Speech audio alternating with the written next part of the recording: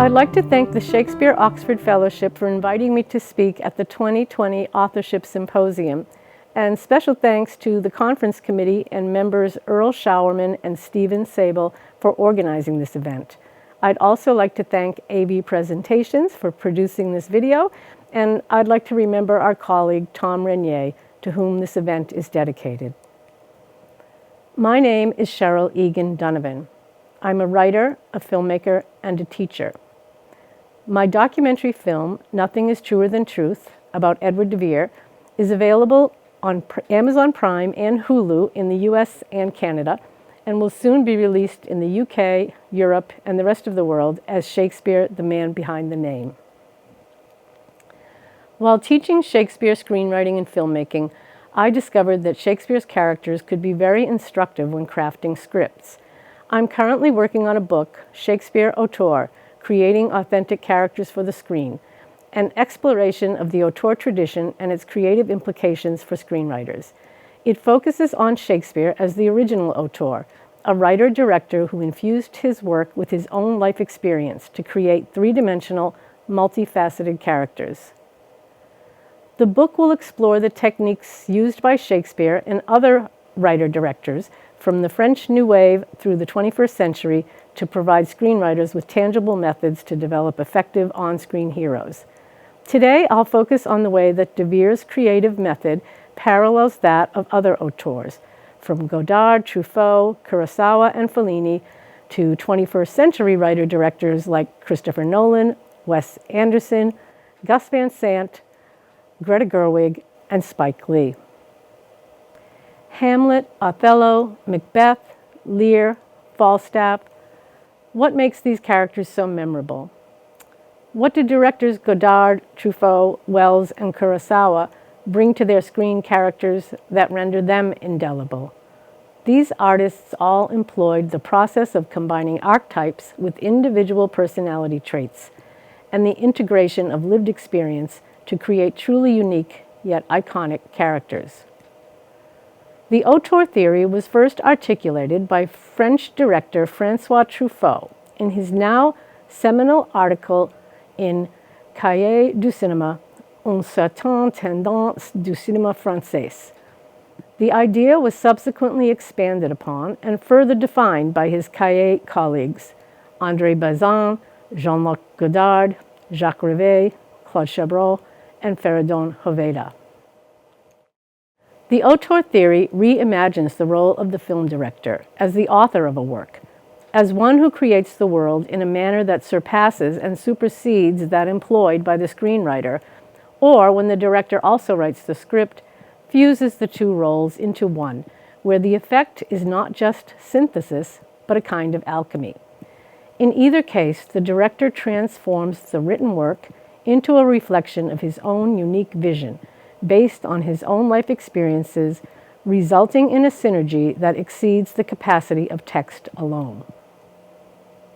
I contend that this process is precisely what makes the works of Shakespeare far superior to the plays and poems of his contemporaries. His understanding of the principles of staging a play, constructing a narrative framework through the use of syntax and experimentation in form, and perhaps most clearly, as detailed by Mark Anderson in the book Shakespeare by Another Name, integrating elements of his own life into the works. To be clear, we cannot make this analogy with the man from Stratford, William Shakespeare, as the author.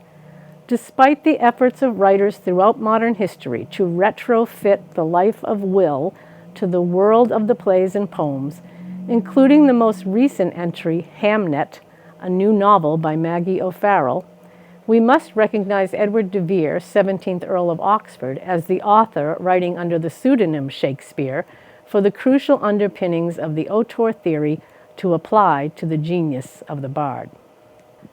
Although the phrase auteur theory has been attributed to the American film critic Andrew Saris, writing in a 1963 article for Film Culture, the concept was developed by the Young Turks of the Cahiers Journal.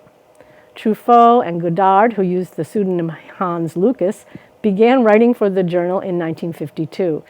Another important writer at the journal was Eric Romer, who wrote under his real name, Maurice Cheryl, before becoming editor. But it was the publication of Truffaut's Une certaine tendance in January 1954 that marked the beginning of a new era at the journal and in film. His article addresses the issue of authorship, something Oxfordian scholars are very interested in. Truffaut quotes another auteur, Orson Welles, who declared, "I believe a work is good to the degree that it expresses the man who created it." Eric Rode explains the concept. The director was seen as the ultimate authority and sole arbiter of a film's meaning. They required one meaning only, that the director should have a strong personality and that he should be able to project his convictions. This was contrasted with the works of the old guard screenwriters, Jean Aranchet and Pierre Bost, who, for Truffaut, lack authenticity and personality because they collaborate with the most diverse directors on a wide diversity of themes. Jean-José Richer called it the most important thing to an artist, a temperament. This can also be said of Edward de Vere. The writers argued that the true auteur possesses not just any worldview, but rather a particular worldview. Truffaut accused Aranchet and Bost of writing scripts for films that manifested a distinctly negative view of the world. A perfect example of this can be seen in the endings to their 1952 Oscar-winning adaptation Forbidden Games when compared with Truffaut's 1959 masterpiece The 400 Blows, which won Best Director at Cannes that year and was also nominated for an Academy Award. I screened both of these films in my Masterpieces of World Cinema class, and my students always complain that Forbidden Games is the saddest, most depressing film they've ever seen.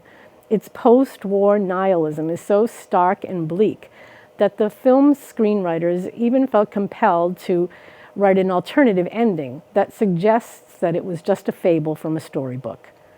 The ending to 400 Blows was, especially at the time, radical in its indeterminacy and optimism. The ending offers the slightest glimmer of hope for its hero, Antoine Doinel. When we compare Shakespeare with his contemporaries in my world drama class, we can see this same contrast. We read Twelfth Night and Volpone, as well as Hamlet, The Spanish Tragedy, Dr. Faustus, and The Duchess of Malfi. The different worldviews of Shakespeare and Ben Jonson, for example, are immediately clear to my students. Are people inherently good or evil? Some students also compared Volpone with Merchant of Venice, noting the themes of justice and mercy, as opposed to Jonson's focus on greed and corruption. Even though Jonson gives us Celia and Benario as examples of human potential, his satire comes from a very different perception of the Elizabethan world than Shakespeare's. Shakespeare is, of course, a humanist, and de Vere as Shakespeare embodies this perspective.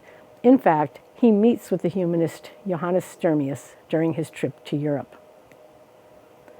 According to American film critic John Hess, the most important determinant of an auteur was not so much the director's ability to express his personality, but rather his desire and ability to express a certain worldview.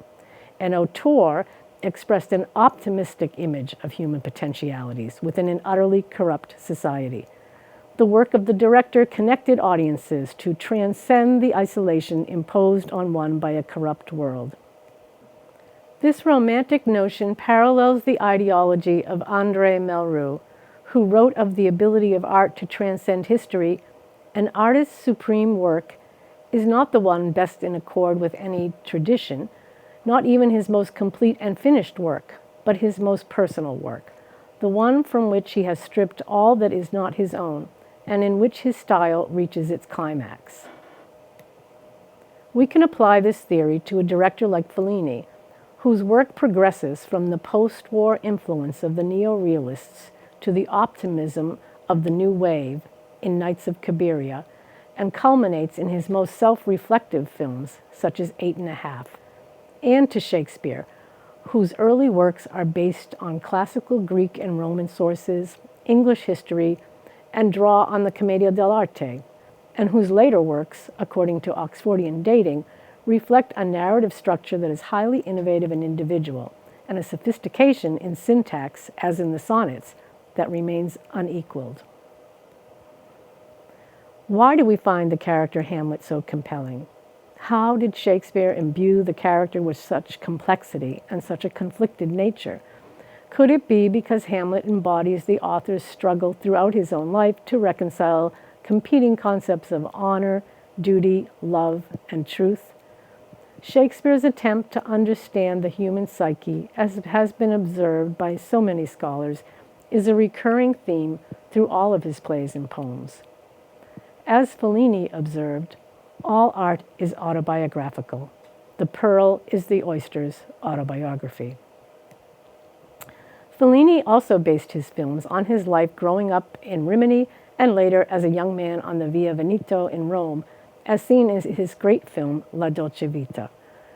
Fellini was obsessed with American comic books when he was young. He worked as a sketch artist and a cartoonist before moving to Rome and drawing caricatures for American tourists on the Via Veneto. He wrote stories for magazines and eventually began working as a screenwriter for Roberto Rossellini. The world that Fellini creates in his films is an amazing synthesis of memory, dreams, and reality. He uses everything in his experience to bring his characters to life. No detail is spared. Truffaut similarly drew on his childhood and his adventures as a young man. He had a very traumatic childhood that is recounted with humor and beauty in The 400 Blows, the title of which has often been misunderstood. It comes from a French idiom which means to raise hell. Antoine Doinel is Truffaut's most iconic character. He goes on to star in 4 films and is based in large part on Truffaut's own experiences growing up in France. Akira Kurosawa, whose father was a samurai, trained as a painter, and his films use light as a painter might. He worshipped his older brother, Haigo, a silent film narrator who introduced him to the world of film, and whose suicide devastated the then 23-year-old Akira. That same year, Akira lost his other brother. These events may have been the impetus for his prolific output as a director. He wrote and directed 30 films, many of which included themes of a master-disciple relationship.